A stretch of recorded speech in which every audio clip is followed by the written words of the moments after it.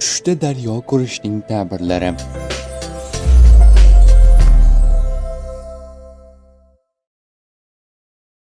Tiniq suvli daryoda cho'milganini yoki undan suv chiqayotganini ko'rgan kishi davlat arboblari bilan do'st tutinadi va badavlat bo'ladi.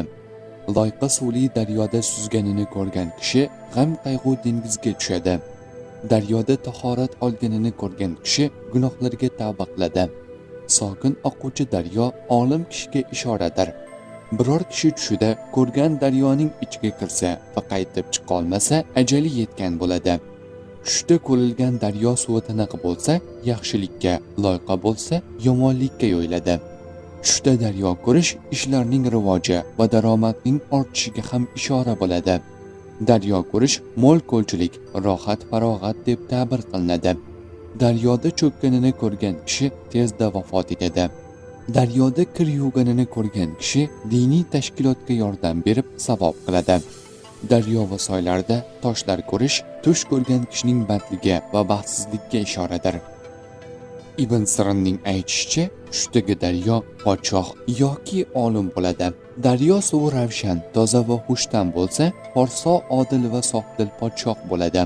Daryo suvi noxush, bemaza bo'lsa, zolim va yomon podshohdir. Daryo suvdan ichsa, podshohdan izzat va ulug'lik topadi yoki biror olimdan bahramand bo'ladi.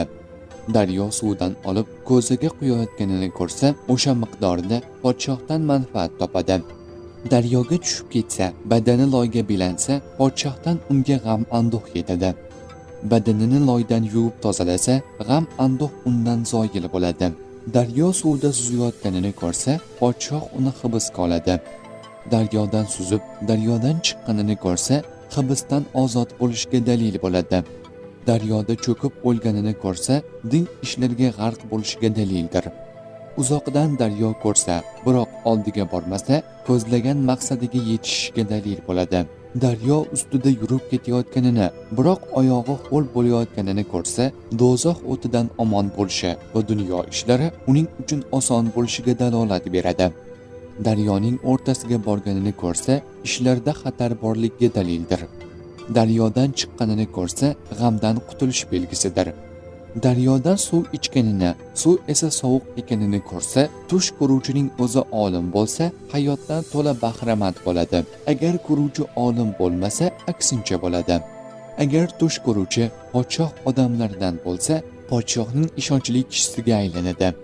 Daryo suv bilan yuvinsa, podshohdan omon bo'lishiga dalildir. Daryo suvdan ichsa, suv issiq bo'lsa, gunoh qilishiga dalolat qiladi. Jobir Mag'ribiy aytadiki, agar kishi daryoda ketayotganini ko'rsa, toatda taqvo topadi, omonatdan qutuladi. Daryodan o'tayotganini ko'rsa, dushman ustidan g'alaba qozonishiga dalildir.